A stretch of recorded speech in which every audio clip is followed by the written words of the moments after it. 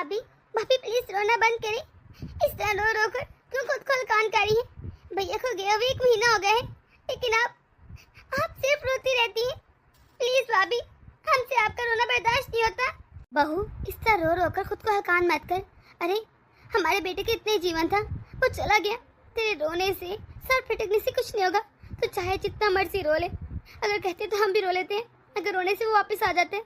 पर बेटा क्या फायदा, रो रो कर बस तू खुद को भी मार ही काढ़ी है। मैं जानती हूँ तेरी तकलीफ। अरे तूने अपना सारा जीवन मेरे बेटे के नाम कर दिया था, इसलिए तो बहुत दुखी है। लेकिन तू मेरी तकलीफ भी तो समझना। अरे मैंने अपना जवान बेटा खोया है, इसलिए मैं तुझे भी यही कह रही हूँ। मुझे भी किसी न किसी तरह सब्र तो नहीं आया, लेकिन मैं कोशिश करती हूँ कि मैं कम से कम दुनिया के रंगों में मिलने जुलने की कोशिश करें, क्योंकि किसी के जाने से दुनिया रुक जाती। मेरे दिल से पूछ, मेरे दिल पर क्या गुजरती है, और खास तौर पर जब मैं तुझे ऐसे देखती हूँ। प्लीज बहू, रोना बंद कर दे। मम्मी मम्मी, आप जानती हैं मैं उनसे कितना प्यार करती थी। मैंने हर चीज उनके नाम कर दी थी। मुझे ये नहीं समझ आ रहा मैं कैसे जिंदगी आगे गुजारूं। मेरी शादी को अभी सिर्फ 1.5 साल ही तो हुआ था, और इन 1.5 सालों में आप जानती ना मुझसे कितना प्यार करते थे। कभी ऊंची आवाज में बात तक नहीं की। मम्मी, अभी मेरी शादी को दिन नहीं कितने हुए थे, सिर्फ 1.5 साल। अभी तो मेरे घूमने फिरने के दिन थे ना, और मैंने बेवेदगी का लिबास भी पहन लिया। बेटा, उसका जीवन इतना ही था। कहते हैं ना, अच्छे लोगों को ऊपर वाला जल्दी बुला लेता है। वो अच्छा भी तो बहुत है ना। कुछ नहीं होता बेटा, अब इस तरह कहने से कुछ बदल नहीं जाएगा। जिसकी जितनी जिंदगी लिखी होती है उसे उतनी ही मिलती है। ऐसा कर, तो कुछ दिन के लिए अपने मेके चले जा, उधर जाएगी, थोड़ा माहौल चेंज होगा, तुझे अच्छा लगेगा। मैं तेरे भैया को भी कॉल करती हूँ, तुझे आकर ले जाएगा। मम्मी जी, मैं इस घर से कहीं नहीं जाऊंगी। इस घर में मेरे पति की यादें बसी हैं, मुझे उसकी याद दिलाते। मैं नहीं चाहूंगी घर छोड़कर, मैं यही रहूंगी। पर भाभी, कब तक ऐसा चलेगा? अरे जो हो गया हम बदल नहीं सकते, और अभी आपकी उम्र ही क्या है? आप पूरी जिंदगी ऐसे नहीं गुजार सकती। आपको चाहिए आप आगे बढ़े अपनी जिंदगी में। दीदी, आप कुछ नहीं समझ सकती। आप लोग तो आराम से कह देती है ना, लेकिन जिसके दिल पे बीती है उससे पूछे। मेरा पति चला गया, मेरा सब कुछ था वो। भाभी, भला मैं कैसे नहीं समझ सकती? ठीक है वो आपके पति थे, लेकिन मेरा भी तो भाई था ना, इकलौता भाई। उसके अलावा मेरा कोई भाई भी नहीं है। इसलिए प्लीज भाभी, आप समझने की कोशिश कीजिए। आप अगर इस तरह होती रहेंगी, हम भी परेशान होते हैं। बहू, सही कह रही मेरी बेटी। अरे मैं तुझे इस तरह नहीं देख सकती रोते हुए। मम्मी, मेरी ससुराल से कॉल आई है, वो लोग मुझे बुला रहे हैं, अब मुझे घर वापस जाना चाहिए। और नहीं तो क्या बेटा, तेरा भी अपना ससुराल है, कब तक रहेगी यहाँ पर? किस दिन तो तुझे वापस जाना ही पड़ेगा ना, और इतने दिन हो गए तो यहाँ पर है। वही तो मम्मी, वरना मेरा जरा मन नहीं करा कि मैं यहाँ से जाऊँ, वो भी भाभी की हालत में छोड़कर। पर जिंदगी रुकती तो नहीं ना, क्या करूँ, जाना भी जरूरी है। ठीक है दीदी, आप जाइए। और बेटा, तूने टाइम से दवाई खानी और ज्यादा टेंशन लेनी। तुझे पता है ना, अगर तू ज्यादा टेंशन लेगी तो इसका असर तेरे बच्चे पर हो जाएगा। अच्छा बेटा, अपना ध्यान रखना, और अपने आने वाले बच्चे का भी। जी माँ, मैं कोशिश करूंगी, पर मैं क्या करूँ, मुझे भैया सोच में बहुत याद आते हैं। जा बेटा, तू जाकर पैकिंग कर ले। ओ बहू, तू ठीक थे? क्या हुआ तुझे? बहू, मैं डॉक्टर को बुलाती हूँ। तू ठीक तो है? मम्मी जी, घबराने वाली कोई बात नहीं, आप टेंशन लें। कुछ दिनों से ऐसे हो रहे हैं, अचानक से मेरा जी मतलाता है, उल्टी सी आती है। बस शायद टेंशन की वजह से मैं इनको हर वक्त तो याद करती रहती हूँ। पर बेटा, कैसे टेंशन लूँ? अरे इतने दिन हो गए तेरी ऐसी तबीयत है। कल रात को भी तुझे इतनी उल्टियाँ लगी थी, और आज भी। मैं ऐसे नहीं तुझे देख सकती, डॉक्टर को तो बुलाना ही पड़ेगा। नहीं मम्मी जी, ऐसी कोई बात नहीं, डॉक्टर को फोन करने की जरूरत नहीं। कहा तो है कि इनके जाने की वजह से मुझे हर वक्त इनकी याद आती है, उदासी छाई रहती है, तो जी मतलाता है, तो बस वॉमिटिंग आ जाती है। बेटा, मैं जानती हूँ इस तरह मेरे बेटे का अचानक से चले जाना किसी के लिए भी एक शौक से कम नहीं था, लेकिन मैं नहीं चाहती कि तुझे कोई चोट लगे। मैं तुझे हमेशा खुश देखना चाहती हूँ, तो मेरे बेटे की अमानत है। जानती मम्मी जी, आप मुझसे बहुत प्यार करती हैं, पर आप ज़्यादा टेंशन लें, मैं ठीक हूँ। थोड़ा आराम करूँगी तो सही हो जाऊँगी। मैं ज़रा आराम कर लूँ। हाँ बेटा, जाकर तो अपने रूम में आराम कर। उफ, शुक्र है आज तो बाल बची। अगर ये लोग सच में डॉक्टर को बुला रहे थे तो मैं क्या करती? हाँ, शुक्र है मम्मी जी को किसी तरह टाल दिया, क्योंकि अगर इनको पता चल गया कि मैं इनके बच्चे की माँ बनने वाली हूँ, तो ये लोग मुझे कभी भी इस घर से कदम बाहर नहीं निकालने देंगे। फिर मुझे इन लोगों के साथ रहना पड़ेगा। हाँ, मैं तो तंग आ गई जिंदगी से। अच्छा हुआ कि मेरा पति मर गया। हाँ, पता नहीं क्या सोच के मेरे माँ बाप ने उससे मेरी शादी कर दी। करोड़पति लड़के को छोड़कर मेरे माँ बाप ने इस बकार से शादी कर दी मेरी। हाँ, मुझे 1.5 साल में क्या ही मिला, आज तक को खुशी नसीब नहीं। इतना गरीब तो था वो, मेरे लिए करते ही क्या था, आज तक ढंग से एक साड़ी भी लेकर नहीं थी। जबकि मेरा बॉयफ्रेंड मुझे शादी से पहले कितने महंगे महंगे ड्रेसेस गिफ्ट करता था।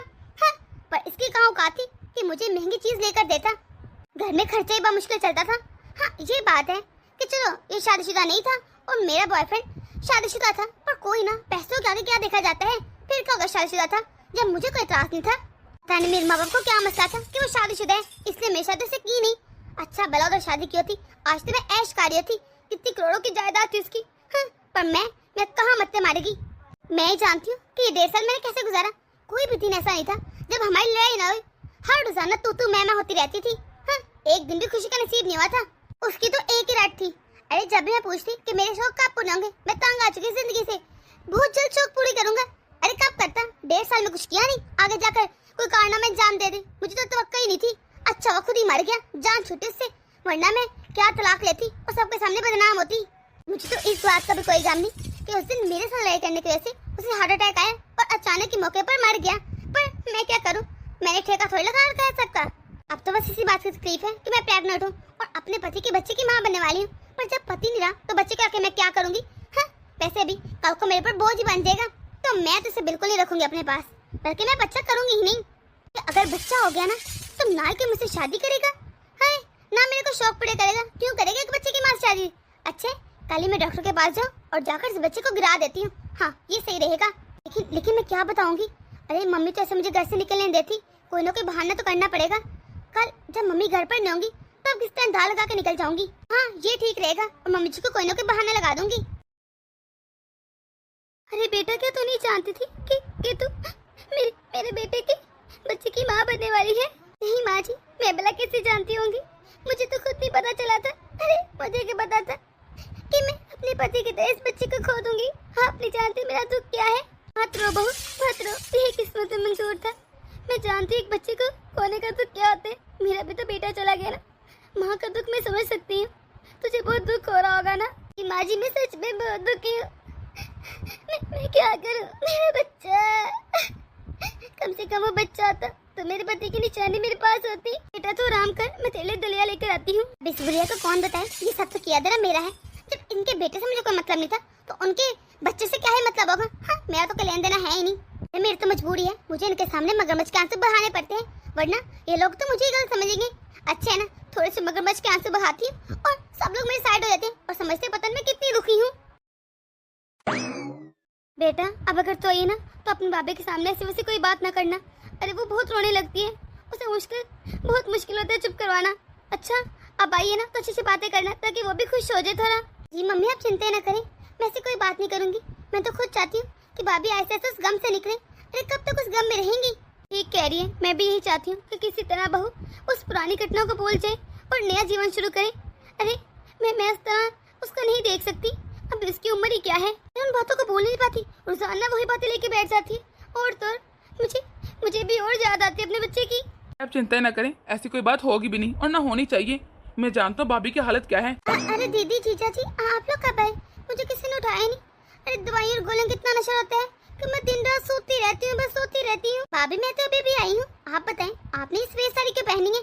कहा था ना यहाँ पर बिल्कुल सूट नहीं करती, कुछ और पहने। दीदी मैं क्या करूँ, मेरे जीवन में सारे रंग खत्म हो चुके हैं, अब मेरे लिए सिर्फ सफेद रंग बचा है। मैं क्या करूँ, मेरा तो पति चला गया।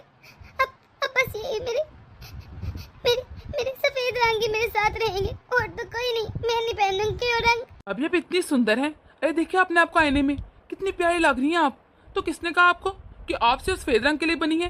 अरे डिफरेंट रंग पहने आप पर बहुत सूट करेंगे। हाँ भाभी, आपके नंदोई जी ठीक बोल रहे हैं। मैं जानती हूँ आपको बहुत दुख है, लेकिन एक इंसान के चले जाने से जिंदगी रुक नहीं जाती। और आप देखिए खुद को कितनी बीमार लग रही हैं। देखिए भाभी, मुझे तो आप बिल्कुल भी सफेद रंग में अच्छी नहीं लगती, तो कल से ना आप कोई रंग बिरंगी साड़ी पहनना, देखना कितना सूट करेंगी। और नहीं तो भाभी, साड़ी को छोड़े, अगर आपका मन हो ना कि आपने सूट पहने तो सूट पहन ले, जो आपको मन करे वो करें। अरे बस मैं आपको खुश देखना चाहती हूँ। हाँ बहू, सही कह रही मेरी बिटिया। और वैसे भी मेरी बहू तो वैसे ही बहुत प्यारी है, और अगर वो अच्छे अच्छे रंग पहनेगी तो और सुंदर लगेगी। बेटा, मैं जानती हूँ तुझे बहुत दुख है, लेकिन तूने जीवन में अब आगे बढ़ना है। और तो तुझे पता है ना कि तू अगर ऐसी हालत में बाहर जाएगी तो तेरे ऊपर लोग गंदी नजर डालेंगे, कितना जमाना खराब हो रखा है। मैं नहीं चाहती कि किसी को बाहर पता चले कि तू बेवा है और तुझे छेड़े छुरे। अच्छा है ना तू रंग बिरंगे कपड़े पहन, और क्या पता चलेगा किसी को। आप भी अगर इस दुनिया में जीना है ना तो अपने आप को बदलना पड़ेगा। अपना रंग रूप बदले, कपड़े चेंज करें, तैयार होकर रहा करें। अभी मैं तो कहता हूँ कि अभी आप जाइए, जाकर अपने कपड़े बदल के आइए। मैं अभी आपको रंगीन साड़ी में देखना चाहता हूँ।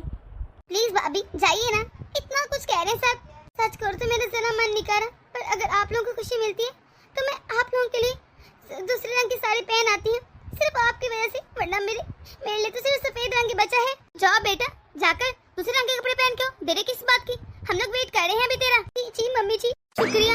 अरे जो काम इतने दिन से मैं नहीं कर सकी वो तुम दोनों ना कर दिया। अच्छा हो कि तुम लोग आ गए। मम्मी जी शुक्र की कोई बात नहीं, अगर मेरी बहन भी होती ना इसकी जगह तो मैं यही करता। और भाभी मेरे लिए एक बड़ी बहन की तरह है। अच्छा है ना कि वो अपनी जिंदगी में आगे बढ़े, खुश रहे। मम्मी मैं तो कहता हूँ कि अगर भाभी इस घर में रहेंगी ना तो आप वक्त परेशान रहेंगी, खोई खोई से रहेंगी, भैया की याद आती रहेगी। तो बेहतर है कि आप उन्हें नौकरी की इजाजत दे दें। वो नौकरी करेंगी, उनका मन भी लगा रहेगा और अच्छा भी लगेगा उनको। अरे बेटा मैंने तो उसे कभी मना नहीं किया, जब मन करे जहाँ चले जाए। अरे मैं तो चाहती हूँ कि वो अपनी जिंदगी अच्छी गुजारे, नौकरी करे। अगर वो नौकरी करना चाहती है, बाहर निकले, घूमे फिरे। जो तब अपनी बहू में अपना बेटा दिखता है, उसके सिवा मेरा है ही कौन इस दुनिया में। अरे वाह बेटा तो कितनी प्यारी लग रही है। देखा, कपड़ों से भी जीवन में कितना फर्क पड़ता है। खबरदार आइंदा के बाद तूने सफेद साड़ी को हाथ भी लगाया, इसी तरह सच दज के रहा कर। अच्छी लग रही है। हाँ भाभी मम्मी सही कह रही है। अरे कितनी अच्छी लग रही है आप। शुक्रिया दीदी, आप लोग बैठिए, मैं तो चाय पानी का इंतजाम करती हूँ। ऐसा लग रहा है जैसे मेरे उजड़े जीवन में आज बाहर आ गई। अरे नंदोई जी ने आज इस तरह मेरी तारीफ की और मेरे लिए इस तरह बोले, मुझे बहुत अच्छा लगा। लगता है नंदोई जी को मैं इस तरह अच्छी नहीं लगती। कैसे कह रहे थे कि आप खुश रहा करें। अरे मुझे लगता है मुझे इस चीज का फायदा उठाना चाहिए जिससे नंदोई जी मेरे साथ हमदर्दी कर रहे हैं। वो ये कि मैंने नंदोई जी लगा रखा है, उनका नाम लेती हूँ। अब तो मैं साहिल को अपना बना के रहूंगी। अरे अब तो मुझे कोई नहीं रोक सकता उनके होने से। वैसे भी किसे क्या ही पता चलेगा। अरे मैं तो उनके मन की बात समझ गई हूँ कि वो क्या चाहते हैं। यकीन वो भी यही चाहती होंगे।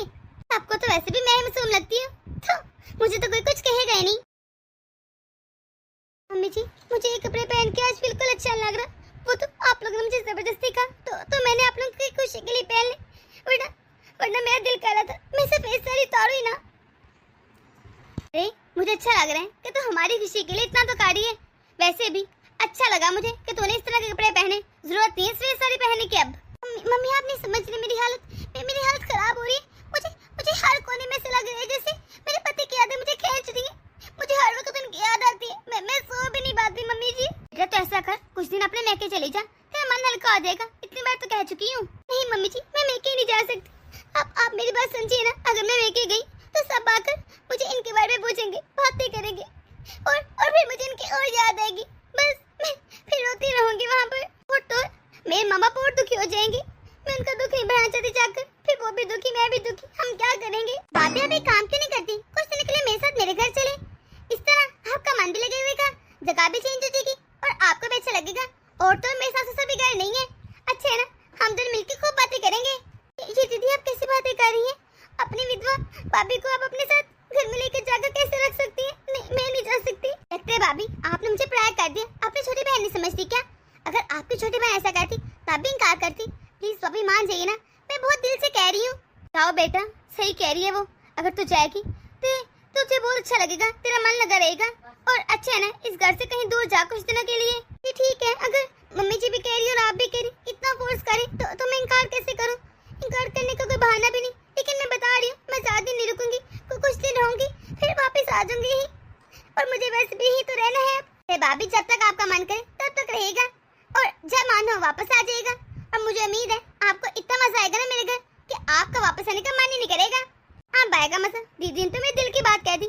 अच्छा है ना, अब मैं दीदी के साथ उनके घर चलती हूँ और साहिल को अपना बनाने की कोशिश करती हूँ। बल्कि मुझे तो लगता है मेरा हो ही के रहेगा।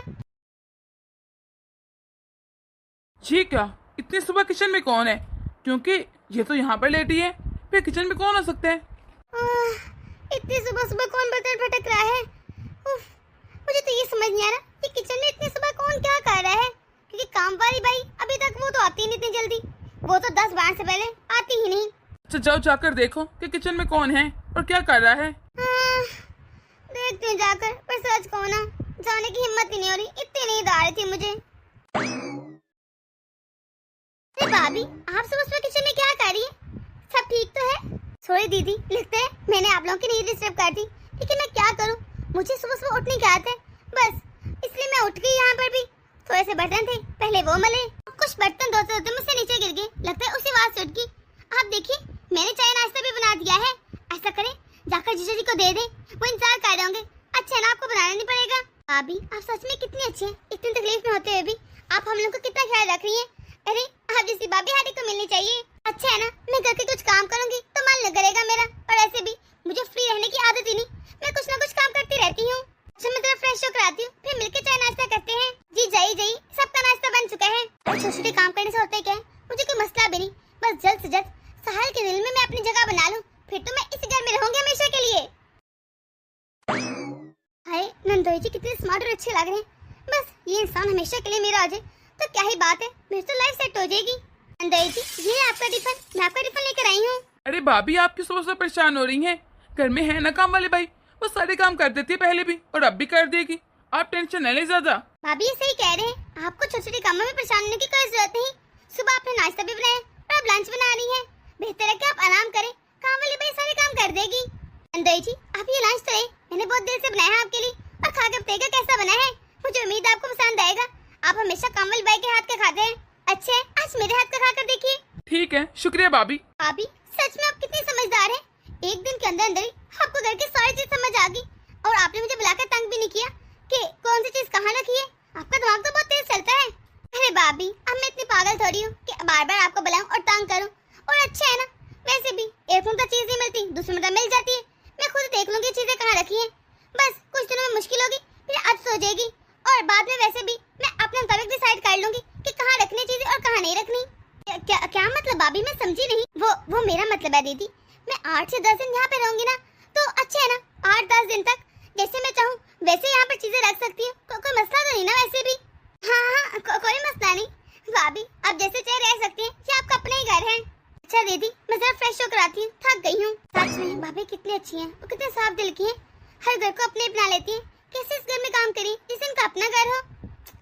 बस मेरी तो यही दुआ है वो खुश रहें, वरना भैया के जाने के बाद मैंने उन्हें कभी खुश नहीं देखा था, लेकिन आजकल वो कितने खुश हैं। भाभी के हाथ में सच में कितना जायका है, तुम्हें पता है? रोजाना कुलीग मेरे इंतजार करते हैं कि कब मैं टिफिन लेकर आऊं और देखूं आज क्या बना है। रोजाना भाभी ने कोने के नए आइटम बनाए थे जो मैं भी नहीं सोच पाता, और इतना खाना पसंद करते हैं ना सब कि वेट रहता है, और सच में ऐसा खाना मैंने कभी नहीं खाया। भाभी के हाथ में भी कितना जायका है, और वो कितनी अच्छी हैं। अरे वाकई में भाभी सच में बहुत अच्छी हैं, बस उनके साथ ये हादसा हो गया, इसकी वजह से वो कितनी दुखी रहती है, मुझे अच्छा नहीं लगता। मैं चाहता हूँ वो अपनी जिंदगी अच्छे से गुजारें। ये तो बात है, सच में भाभी के हाथ में जायका भी है और वो अच्छी भी बहुत है। अरे याद है, मेरे कुछ कपड़े धोने वाले हैं, जरा मशीन में डालकर धो दो। अच्छा, मैं आज डॉक्टर के पास जा रही हूँ, चेकअप करवा कर आती हूँ, फिर धो दूंगी। आप तो जानते हैं ना, मुझे 4 महीने हो गए हैं। ऐसा करना, अकेली न जाना, भाभी को भी साथ ले जाना, ताकि वहाँ पर कोई तकलीफ ना हो, कोई मसला ना हो।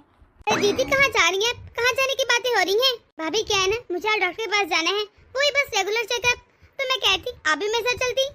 सॉरी दीदी, लेकिन मैं आपके साथ नहीं जा सकती। मैं जब हॉस्पिटल जाती हूँ और मरीजों को देखती हूँ ना, तो मुझे अपने पति की बहुत याद आती है कि किस तरह हम उन्हें हॉस्पिटल लेकर गए और हॉस्पिटल में उन्होंने अपना दम तोड़ दिया। मैं नहीं जा सकती आपके साथ। भाभी प्लीज रोना बंद करें। अरे इस तरह हर्ट ना हो, कोई बात नहीं, आप ना जाइए, मैं ये साथ वाले इंसान है उसके साथ चले जाऊंगी, मुझे कोई मसला नहीं। ऐसे तो मैं इन्हीं के साथ चले जाती, लेकिन क्या है ना, अब ये काम पर जा रहे हैं, इनकी एक मीटिंग भी है, तो आते लेट हो जाएंगे। जी ठीक है दीदी, सच कहूँ तो मुझे बहुत बुरा लग रहा है, लेकिन आप मेरी कंडीशन समझ सकती है ना। जी भाभी, बहुत जल्द ये घर मेरा होगा और ये कमरा भी मेरा होगा, और तो साहिल जी भी मेरे होंगे, हर चीज पे मेरा अधिकार होगा। अरे बस मुझे इस दिन का इंतजार है, बहुत जल्द ये बेड मेरा होगा। हाँ, और फिर मैं इस घर में सिर्फ अपनी मर्जी चलाऊंगी, कितना मजा आएगा, और दीदी इस घर से बाहर रहूंगी। भाभी सब ठीक है? आप इस रूम में क्या कर रही हैं? कोई काम था क्या, मुझे बताइए। नहीं ना नंदोई जी, कोई काम नहीं, वो तो बस मैं वैसे ही टहलते आ गई, मैं बोर हो रही थी ना, तो कोई बात नहीं है। अभी लग रहा है कोई बात है, आप मुझसे शेयर कर सकती हैं, घबराइए मत। वो नंदोई जी क्या है ना, कि क्या मैं आपको साहिल कह सकती हूँ? क्यों नहीं भाभी, सोचने वाली कौन सी बात है, आप मुझे मेरे नाम से पुकार सकती हैं। भाभी ये क्या कर रही हैं आप, पागल हो गई हैं? इस तरह मेरे गले क्यों मिल रही हैं? देखिए साहिल जी, प्लीज मुझे अपना बना लीजिए। इस तरह मुझसे मुंह मत मोड़िए, मैं आपसे बहुत प्यार करती हूँ। आप ये कैसे पागलों जैसी बातें कर रहे हैं? शर्म नहीं आती ऐसे बात करते हुए? मैं आपका नंदोई हूँ, कुछ तो लिहाज करें। मैं जानती हूँ साहिल जी कि आप भी मुझसे बहुत प्यार करते हैं और बस आप डर रहे हैं। आप दीदी की चिंता ना करें, मैं अपने रास्ते से हटा दूंगी। अरे मेरे लिए मसला ही नहीं, बस आप हाँ काट दीजिए, मैं आपके बिना नहीं रह सकती। आप बस करें भाभी, ऐसी कोई बात नहीं है। लगता है वो गलत फहमी हुई है। अरे मैंने हमेशा आपको अपनी बड़ी बहन समझा है, इसके अलावा कुछ नहीं। तो प्लीज ऐसे बकवास करना बंद करें। अच्छा वो क्या था फिर जो आप मुझे कह रहे थे कि आप मुझे सफेद साड़ी में नहीं देखना चाहते, रंग बिरंगे कपड़े में देखना चाहते हैं और जो हर वक्त आप मेरी तारीफ करते हैं, वो सब क्या था? मैं क्या समझूं? अभी इंसानियत जिंदा है, शायद आप ये भूल रही हैं, पर आप जैसे लोग कहाँ समझ सकते हैं? मेरी गलती है जो आपको इतना सर पे चढ़ा लिया। बेहतर ये कि अभी के अभी मेरे रूम से निकल जाइए, निकलिए। बल्कि अपना बोरिया बिस्तर पैक करो, इस घर से दफा हो जाए। मैं अब आपको इस घर में बर्दाश्त नहीं कर सकता। साहिल जी मेरी बात लिख के रख लें, आप बहुत बड़ी गलती करें। मुझ जैसी अच्छी पढ़ी लिखी और जवान लड़की को ठुकरा कर अरे पूरी जिंदगी पछताते रहेंगे। ठीक है मैं मानती हूँ मेरा तरीका थोड़ा गलत था, लेकिन मैं सच में आपसे मोहब्बत करती हूँ। अरे सोच के तो देखिए। ठीक है आपने दीदी को नहीं छोड़ना, आप ना छोड़ें, लेकिन हम दोनों शादी कर लेते हैं। बस करे कहा ना, मैंने आपकी गंदी जुबान से एक लफ्ज भी नहीं सुनना। अरे आपको शर्म आनी चाहिए, बल्कि शर्म से डूब मरना चाहिए। आपकी ननद आपसे कितना प्यार करती हैं और आपको उनके ही पति मिला। इस तरह फंसाने के लिए कोई और नहीं मिला क्या? इसमें घर तोड़ने की बड़ा कहाँ बात आ गई? अच्छे से जानती हूँ मैं, आप मुझसे प्यार करते हैं, मैं भी आपसे प्यार कर बैठी हूँ। क्या करूँ इस दिल का? तो सिर्फ आप पर आ गया है। आप डर रहे हैं सिर्फ ननद की वजह से ना मेरी। मैंने कहा ना उसे नहीं पता चलेगा, आप हाँ कर दें। आप रुके जरा, आज आ लेने दीजिए आपकी ननद को। मुझसे सारी हकीकत बताऊं, कितनी मासूम और अच्छी समझती है आपको। और से क्या बताओ कि इस चेहरे के पीछे कितना घटिया नकाब है। अच्छा तो आप ऐसे नहीं समझेंगे, ठीक है? जरा आ लेंगे दीदी को, मैं भी बताती हूँ उनको सच्चाई क्या है। अरे आप क्या बताएंगे? क्या मतलब? कौन सी सच्चाई बताएंगे? कुछ बोलिए। ये तो वक्त आएगा तो देख लीजिएगा। लगता है दीदी आ गई है, मुझे आवाज़ें आ रही नीचे से। अरे अगर साहिल मेरे ना हुए तो मैंने किसी का नहीं दूंगी। ऐसा बदला लूंगी ना कि जिंदगी भर याद रखेंगे। अभी आती होंगी दीदी, ऐसा करती हूँ तो ना कोई नाटक स्टार्ट कर देती हूँ। भाभी आप अभी तक गई नहीं? मैंने कहा ना चली जाइए यहाँ से। भाभी आपको क्या हुआ? आप रो क्यों रही है? सब ठीक तो है ना? अरे साहिल आप ही बोलिए, ये रो क्यों रही है? दीदी मुझे क्या पता था कि मैं आपके घर में आकर अपनी इज्जत खो बैठूंगी। नंदोई जी की नजर मेरी इज्जत पर थी, मुझे नहीं पता था कि वो ऐसा करेंगे। ये क्या बात कर रही है? मैं नहीं मान सकती, मेरे पति ऐसे नहीं है। भाभी आपको गलत फहमी हुई है कोई? अरे तुम्हारी भाभी झूठ बोल रही है, तुम जानती हो मुझे अच्छे से। मैंने ऐसा कुछ नहीं किया, विश्वास करो मेरा। देखिए भाभी आप जो भी बोल रही है ना, मुझे आपकी बातों पर विश्वास नहीं है। ये क्या कहे जा रही है? आप होश में तो है? दीदी मैं सच कह रही हूँ, मैं भला झूठ क्यों बोलूंगी? मुझे झूठ बोल के क्या मिलेगा? और एक औरत भला इतनी बड़ी बात कर सकती है? आप जो चाहे, जिसकी चाहे मैं कसम उठाने को तैयार हूँ, पर सच में मैंने ऐसा कुछ नहीं किया। लेकिन मैं सच ही बोल रही हूँ। आपको पता है आपके सामने तो एक घर से निकल गई थी, लेकिन आपके जाते ये घर में वापस आ गए। सुना कर बातें ये मुझे पकड़ के कमरे मिलेगी। दीदी ने मेरे साथ। मैं सच कह रहा हूँ, तुम जानते अच्छे से मुझे। मैंने कुछ नहीं किया, मैं भी कसम खाने को तैयार हूँ। ये झूठी है। दीदी मैं तो पराई हूँ ना, भला फिर मेरा कौन यकीन करेगा? मैं तो इस दुनिया में वैसे भी लावारिस होगी। आप तो अपने पति का यकीन करेंगे ना, ताकि आपका घर टूटे ना और जुड़ा रहे। मैं भी सच कह रहा हूँ, मैं तुम्हें कैसे यकीन दिलाऊं? अरे मैंने कुछ ऐसा नहीं किया और मैं तुम्हारे चाहते नहीं आ गया था। मैं तो थोड़ी देर पहले आया हूँ। देखिए अगर ये गलत है तो आप इनसे पूछे ये इतनी जल्दी घर में कैसे है? इन्होंने कहा था जरूरी काम में लेट आएंगे, फिर ये क्यों है घर में? इनको तो 6 वक्त काम पर होते। मैं तुम्हारे चाहते ही चला गया था घर से। वो तो मुझे याद है कि मेरी फाइल घर रह गई है। तो जब मैं घर आया, ये मेरे रूम में थी और पता नहीं क्या बातें कर थी। जब मैंने इनसे पूछा कि भाभी सब ठीक है, कुछ हुआ तो नहीं, तो ये कहने लगी। मैं क्या से बताऊं तुम्हें? मुझे बताते हुए भी शर्म आ रही है। दीदी आप मेरा विश्वास करें, आप जानती मैं झूठ नहीं बोलती। अरे आपके भैया को भी पता है और थोड़ा आपके मामा को भी पता है मैं झूठ नहीं बोलती। आप उनसे पूछ ले, आपके पति झूठ बोल रहे हैं। मैं कैसे दिलाऊं आपको यकीन? मुझे सच में नहीं पता कौन सही कौन गलत। मुझे नहीं समझ आ रहा मैं किस पर विश्वास करूं किस पर नहीं। मैं जानती तुम झूठ नहीं बोलती, लेकिन भाभी भी झूठ नहीं बोलती। मैं क्या करूं? मैडम जी शायद आपको बुरा लगे, लेकिन मैं आपको कुछ बताना चाहती हूँ। बेशक आपको मेरा बोलना अच्छा ना लगे, पर अगर मैंने आज ना बोला तो शायद साहब जी के साथ अन्याय हो जाएगा। दीदी अपनी नुकरानी की हिम्मत तो चेक करें, कैसे हमारे घरेलू मामलात में बोल रही है। इसे तो पहले चुप कराएं, इसे क्या बताओ? बेशक मैं इस घर की नौकर हूँ, लेकिन मैंने इस घर का नमक खाया है, आपकी तरह नहीं कि जिस घर में खाऊं उसी में छेद कर दूं। अरे मैं जो बोलूंगी बिल्कुल सच बोलूंगी। हे दीदी मेरे पास सबूत है, मैं सबूत के बिना बात नहीं करी। जब ये दोनों कमरे में थे और बातें कर रहे थे, मैंने उसी वक्त वीडियो बना ले चुके। अरे कि भाभी झूठी है, मैंने सिर्फ इसलिए वीडियो बनाया क्योंकि मुझे पता था एंड टाइम पे ये मुकर जाएंगी, चाहे मैं गवाही भी क्यों ना देती।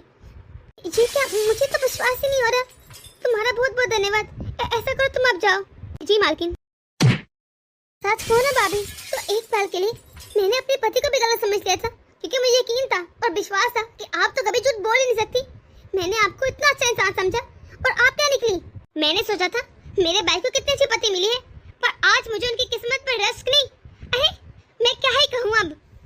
तुम्हें जरा शर्म नहीं? अपनी नंद के साथ ऐसा करते हुए इतनी घटिया और मकान लड़की मैंने कभी नहीं देखी। अरे डायन भी 7 घर छोड़ के वार करती, तूने तो अपनी नंद पर ही वार कर दिया। भैया को मरे हुए भी 2 मंथ भी नहीं हुए और आपके ऐसे हरकतें शुरू हो गई है, इतनी नीच और घटिया। मेरे भैया कितने अच्छे थे। अरे उन्होंने कभी जिंदगी में ऐसी हरकत नहीं की होगी, फिर आपने कैसे घटिया हरकत की है। बस मैंने कुछ गलत नहीं किया, और वैसे भी जिससे आप कह रही ना इतने अच्छे भाई थे। अरे घटिया 3 आदमी था, ये तो मुझे ही पता होगा ना। नकारा और नकम्मा आदमी था। मैं तो शादी करके उसे इतना पछता थी, इस सच तो मैं कुंवारी रहती, कभी शादी करती ना। हाँ, आज तक मेरी कोई जरूरत तक पूरी नहीं की इसने। आज हो ना तो तुम्हारे भाई का मरने का ज्यादा दुख नहीं, बल्कि मुझे खुशी हुई है। अच्छा जान छुट्टे से, वरना मुझे कोई ना कोई कदम उठाना पड़ता। अरे हमने आप पर कितनी दया की, कितना तरस खाया। अरे क्या कुछ नहीं किया आपके लिए, इतनी इज्जत दी और आपने ये सिला दिया। बहुत बहुत घटिया आप। मैंने जो किया कुछ गलत नहीं किया। अरे मुझे कोई शर्मिंदगी भी नहीं। ऐ जवान और खूबसूरत हूँ तो इस चीज का फायदा ना उठाऊं। हाँ, अब आपको क्या लगता है मैं आपके भाई के लिए पूरी जिंदगी बेवकूफी की जिंदगी गुजारूं? कभी नहीं, पागल नहीं हूँ मैं। बकवास बंद करो, तुम तो भाभी के खाने के भी लायक नहीं। दफा हो जा मेरे घर से और जाकर चुल्लू पर पानी में डूब मर, इसी के लायक है तुम। हैरत है, अरे इतनी गलतियां और गंदी हरकत करके भी आपकी आंखों में जरा शर्म नहीं। कैसे तान के खड़े सीना, वाह वाह वाह। इतनी बेशर्म लड़की तो मैंने सच में नहीं देखी कहीं। मेरे भैया ने आपके लिए क्या कुछ नहीं किया। अरे कौन सी कमी छोड़ी थी? ठीक है मैं मानती हूँ ज्यादा नहीं कमाते थे, लेकिन कोशिश तो करते थे ना। महंगे ड्रेसेस नहीं लेकर दे सके, लेकिन जितना हो पाता था करते तो थे ना। शायद आप जानती नहीं, लेकिन बहुत जल्दी उनका प्रमोशन हुआ था, सैलरी बढ़ जाती। कितने खुश थे वो भी सिर्फ आपकी वजह से। उनको ये लगता था वो ज्यादा कमाएंगे तो आप ज्यादा खुश रहेंगी, लेकिन आपको तो उनकी जरा कदर नहीं। अब तो मुझे ऐसा लगने लगा है कहीं मेरे भाई के पीछे मरने का आपका ही तो हाथ नहीं। और तो मेरे भतीजे को भी लगता है आपने ही मारा है। आपने जानबूझ कर उसे जाया किया ताकि आप मेरे भाई के बच्चे को जन्म दे सके। मैं अभी पुलिस को कॉल करती हूँ और उसे बुलाती हूँ कि आज अगर आप मेरा घर नहीं बर्बाद तो कर पाई तो मुझे यकीन है कल को किसी न किसी लड़की का लाजमी घर खराब करेंगी, क्योंकि जिस तरह की आप हरकतें हैं ना आप तो बात आएंगी नहीं। बेहतर ये कि आप थाने में रहें। अरे नहीं तो तुम ऐसा कुछ नहीं करोगी। तो तुम ऐसा क्यों करोगी? मैंने जब कुछ किया नहीं, सच में मैंने तुम्हारे भैया को नहीं मारा। अरे मैं क्यों मारूंगी उनको? और ऐसे मैं पागल उसको मारूं? हाँ ठीक है मैं मानती हूँ मैंने अपने बच्चे को होने वाले उसे लाजमी मारा है, लेकिन आपके भैया को मैंने नहीं मारा। शर्म तो आती नहीं, अपने मुंह से कैसे इकरार करी? आप कम से कम उसे अपने पति की आंख निशानी समझ के पाल लेती, उसे इस तरह खत्म तो ना करती। अब आपकी ना इस घर में जगह ना मेरे मायके में। आप इतनी बड़ी दुनिया है जहाँ मन करे चले जाएं, पर आप न यहाँ रहेंगी न वहाँ रहेंगी। नहीं दीदी आप ऐसा नहीं कर सकती। मैं कहाँ जाऊंगी? आप जानती हैं मेरे भैया भाभी वो तो मुझसे वैसे ही नफरत करते हैं। उन्होंने मेरा जीना हराम कर रखा है, और अगर मैं इन सब के साथ बात गई और उन्हें पता चल गया मैंने से हरकत की है, वो तो मुझे जीते जी मार डालेंगे। ऐसा मत करें। अरे मेरा कोई से लेन देन नहीं कि आप कहाँ जाए कहाँ रहे। मैं तो बता के रहूंगी सबको। प्लीज मुझ पे तरस खाइए। अरे आप इस समय बदनाम ही नहीं कर सकती। आप किसी को मत बताइएगा, अपनी माँ को भी नहीं प्लीज। क्यों ना बताओ, तुम जैसी लाल चोर तो कोई भरोसा नहीं। कल को मेरी माँ को मार दो सिर्फ जायदाद के लिए। ना वो तो बेचारे अकेले रहते हैं। बिल्कुल नहीं, मैं तो सबको बताऊंगी और तुम वहाँ जाओगे भी नहीं। प्लीज दीदी एक मौका दे दीजिए। मैं जानती मैंने गलती की, लेकिन प्लीज किसी को मत बताइएगा। मैं कहाँ जाऊंगी? आपको नहीं ना बता, मेरे भैया भाभी मुझे कभी नहीं रखेंगे। प्लीज ऐसा मत करें, मेरे पास कोई ठिकाना नहीं। आप जाती हैं कि मैं पुलिस को बुलाऊं? मैं आखिरी वार्निंग दे रही हूँ, दफा हो जाए। मैं क्या करूँ? मेरी भाभी वो तो मुझे पहले भी पसंद नहीं करती थी। मैं कहाँ जाऊंगी? आलिया अपने करियर पर बहुत पछता रही थी। उसको कहीं भी जगह नहीं मिली थी। वो बस अब धर्मशाला में अपनी जिंदगी गुजारी थी और भिखारिन की तरह। वो बहुत पछता रही थी कि काश वैसा ना करती तो आज वो कितनी ऐशोआराम की जिंदगी गुजारती। दोस्तों इसको कहते हैं मुकाफाती अमल। आपको क्या लगता है? आप लोगों को हमारी वीडियो कैसी लगी कमेंट बॉक्स में अपने राय जरूर दीजिएगा। अगर आप लोग इस चैनल पर नए हैं चैनल से सब्सक्राइब कर लें ताकि हमारी हर नई आने वाली वीडियो आप तक आसानी से पहुंच सके। तो मिलते हैं अगले वीडियो में।